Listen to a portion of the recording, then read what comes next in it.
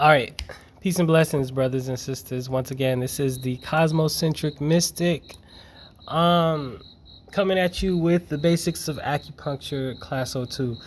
So remember, this is a presentation that I gave a few months ago. I'm still studying acupuncture, and so there will be some of this presentation. If you study acupuncture, if you know the basic 5 element theory already and you see that some of my information needs to be corrected, please engage the discussion because for the most part, this is a presentation to help those brothers and sisters wanting to know more about understanding Chinese medicine and how to heal themselves, and also for brothers and sisters interested in getting in the holistic health and healing field, such as myself. All right, so to begin, we have the 5 elements, which is yin and yang breaks down into the 5 elements on the earthly plane. So it's different than Western esotericism, which accounts for the 4 elements. So in Chinese medicine, you have the 5, and then we'll explain how it is actually kind of coinciding with the 4 element theory in a moment. However, we do have strictly 5. You do have distinct 5 elements in operating inside Chinese medicine. Those would be fire, earth, water, metal, and air. Okay, so at one point there were 6 elements when there was ancient shamanism in China. And a book from the Warring States time, a long time ago in ancient Chinese history, states that heaven sends the 5 abilities and people use them. The 5 abilities referring to the 5 elements. It also states that there are 6 seats of government: water, fire, metal, wood, earth, and grain. That was a long time ago, and since then there was a shift, and that was considered more of a shamanistic view. And after that, they understand this, the 5 elements has a more scientific understanding of the flow of energy. And so here is what's known as the generating cycle. So you have wood here, which generates fire. Fire generates earth. Earth generates metal, and metal generates water. You have something else. You have other cycles, and I'll go through those in a moment. But for the most part, these are the different. The wood element within your body represents the liver and the gallbladder. The fire. So each element represents 2. There are 4 elements that represent 2 systems in your body that the Chinese system deals with, and then 1 element represents 4 of them. So wood is the liver and the gallbladder. Next, you have fire. Fire is your heart, your small intestine, your pericardium, and your triple warmer. So the two actual organs, physical organs that we know of, are the heart and the small intestine. The pericardium is more like the a system that is just outside of the heart that regulates the heart, and then there's the triple warmer, and these are all the fire energies or elements or meridians in the system, in your system. And so next you have the earth element, and the earth is the spleen and the stomach. The earth organ systems is spleen and stomach. So the stomach represents thought. So it's empathy. It takes what you have. You take in from the earth, and you kind of deal with the information, and you deal with what's going on, and then you disperse it throughout the body. Or you disperse, or you deal with it, or you take what you can take and incorporate what you can incorporate into your system and discard the rest. So then the metal is the lung and the large intestine, and then water is clearly the kidneys and the bladder. Now the kidneys are the essence. They hold your the essence of who you are. It's kind of like your DNA matrix inside of your kidneys. Like heaven sends Jing down into your system, and the kidneys in the Jing would be considered the code of your DNA matrix and the molecules. And so your kidneys hold all of your Jing essence within you. And then if you deplete your kidney Jing and your kidney essence becomes depleted, life ebbs and flows away from you. Okay, the naturalist school. The 5 elements comes from the same school of thought that produced the yin and yang theory. A chief proponent of this school was Zhao. Wow, that's so bad right here. Was Zhao Yan. His students and colleagues claimed to be able to predict the succession of rulers by referring to the various cycles of the 5 elements. So he's saying each of the 5 elements is followed by one it cannot conquer. The Shun dynasty was ruled by virtue of earth. The Shang dynasty was ruled by virtue of wood.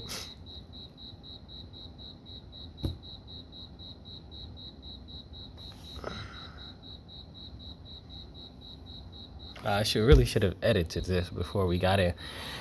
Once again, the Shang dynasty ruled by virtue of metal. The Zhao dynasty ruled by virtue of fire. We have that chart again and again. Okay, the 5 elements have quality. Wood is bent and straightened. So these are qualities. Wood bends and straightens. The fire flares upwards. Earth permits sowing, growing, and reaping. Metal can be molded and hardened. Water moistens and it flows downward. The movements of the 5 elements. So wood expands and fire goes up. So when you have a headache, that's fire. That's like fire heading up. When you have something that is spreading throughout the body, that is a wood disease. Earth is the center point of reference stability.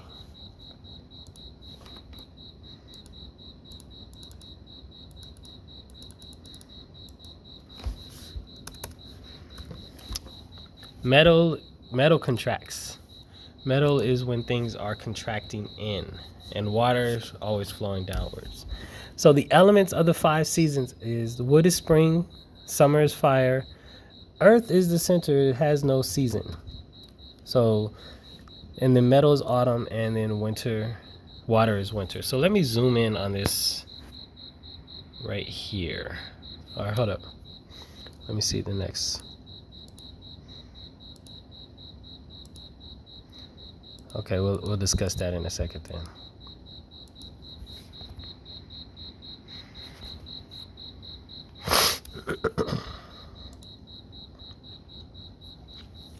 All right, so then here are the 3 types of cycles. We have the generating cycle, the controlling cycle, and then the insulting cycle. So when the body is in a harmonious state of balance, water generates wood, wood generates fire, fire generates earth, and earth generates metal. As such, also, metal controls wood, wood controls earth, earth controls water, and water controls fire, and fire controls metal. This is the controlling cycle. Now, the insulting cycle is when you have metal acting upon fire, or fire acting upon water, fire extinguishing the water, or water acting upon earth like in a flood, or earth acting upon wood, or earth consuming wood, turning wood back into earth, and then wood acting upon metal, wood controlling or growing over metal. This is called the insulting sequence. This is when things are extremely out of balance. So you would use this type of sequence when you were thinking about healing somebody. You know, in Bazi, when you're doing Qigong, or you're taking herbs to increase something, to increase an element within you, or to increase, let's just say you're a person that's doesn't have a lot of zest and a lot of zeal, so you need to increase your fire, you need to increase your ability to go out and to manifest your will inside the universe. But you have a lot of wood, and so you're spread out all over the place, and then there's a lot of things that's keeping you from doing what you want to do. So you would take certain herbs and do certain meditations and do certain chants in order to bring that energy from wood over into the fire, so that you can increase the fire energy within you. Or you would tonify the heart meridian, and sedate the wood.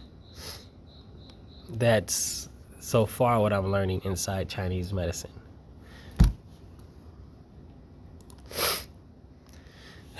Okay, so the 5 elements in physiology. The liver is the mother of the heart. The liver stores blood, and blood houses the mind. The heart is the mother of the spleen. Heart key helps the spleen's transformation and transportation. Oh man, that's really bad. And this is straight up going on the net. And transportation function. The spleen is the mother of the lungs, where it interacts with air to form gathering key. The lungs are the mother of the kidneys. Lung key descends to meet kidney key. The lungs send fluid down to the kidneys. The kidneys are the mother of the liver, is the mother of the liver. Kidney yin nourishes liver blood. The kidneys control the bones. The liver controls the sinews. So this is what I mean by earlier I stated that they were still talking about 4 elements. It's just that 5th element, earth, is a transformational element. So it's like in between each season, there is earth. So what you have then is something like that could be said like this. You have the 4 elements that move throughout the universe that are transformed and move into the other element through the 5th.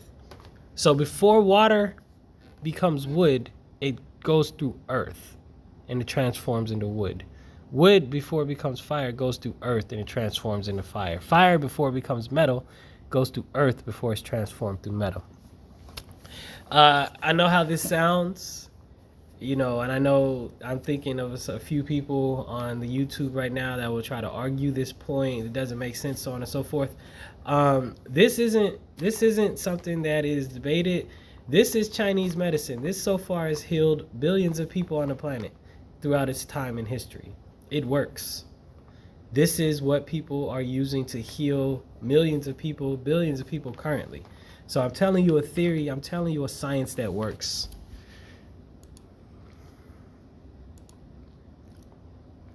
Okay, kidneys are the foundation of yin and yang. Jing essence comes from them. The Ming Meng, the gate of fire. It's the source of water and fire. So it's the source of yin and yang within the body. The kidney and the heart have direct communication. Qi governs water that flows to the heart. If your essence is weak, the mind will suffer. So what it's trying to say is if you lose too much kidney jing, kidney essence, you'll suffer as a result. The stomach and spleen as the center. It's the root of post-heaven qi and origin of qi and blood. Tonifying stomach and spleen indirectly tonifies all of the other organs. This is because the stomach and spleen collect nutrition, what they call nutritive qi, and then it disperses it throughout the body. So if your stomach is working properly, if your spleen is working properly, you indirectly tonify or strengthen the whole body system. All right, an imbalance in the controlling cycle. If spleen has dampness, it can obstruct the kidneys. Lung qi fails to descend and may impair the physiological function of the liver qi to rise. Lung heat may go to the liver. Accumulated kidney fluids impair heart function. Overacting liver qi impairs spleen's transformation and transportation function.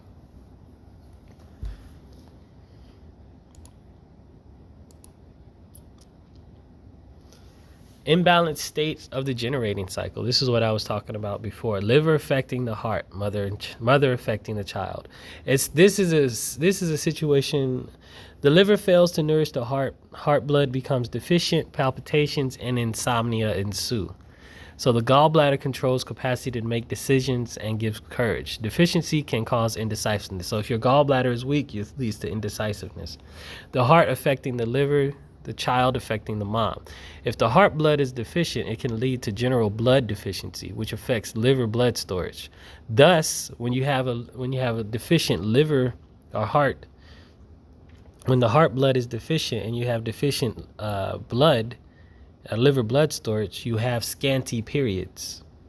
It's not like this is all like intellectual and rhetorical. Like, if your liver blood is deficient, you will have scanty periods. You increase your liver blood storage, you increase heart blood, You tonify the heart, you tonify the liver, you bring back the period. That's point blank period. And so then we see this working itself out. More than just theory, you see it in actual fact.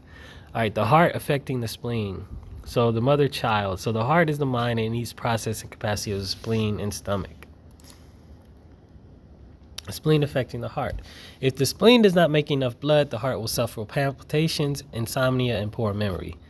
The spleen affecting the lungs, mother, child. This is like the mother affecting the child. If the spleen function of transformation and transportation is impaired, then phlegm will form and settle in the lungs. So if phlegm, and we all know listening to Dr. Sabi, if phlegm forms and settles in the lungs, you got a serious problem. The lungs affecting the spleen, mother. The lungs affecting the spleen. This is a mother affecting the child. Lungs govern ki. If lung ki is deficient, spleen ki will be affected, causing tiredness, no appetite, and loose stools.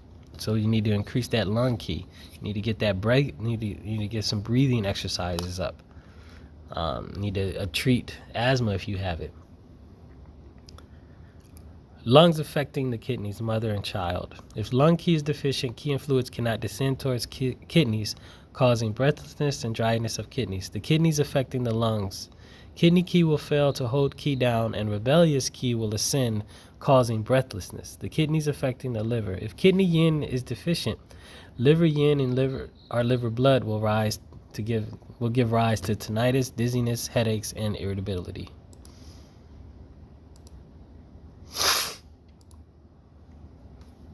The 4 ways the elements. Wow, I did a really horrible job here. I rushed.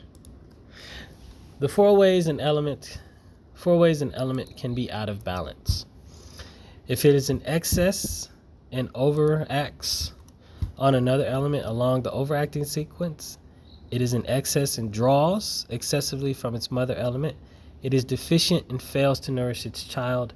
It is deficient and insulted by another along the insulting sequence, the ones we went over before. Okay, so here is a general breakdown. So if it's wood, it's the liver, gallbladder. The color is green. The taste is sour. The wood sense organ is the eyes. The wood emotion is anger. Tissues are tendons. The season is spring. Now, I don't need to repeat this. I'll leave this up here a little bit for you to kind of look at. Let's say 15 seconds or 10 seconds.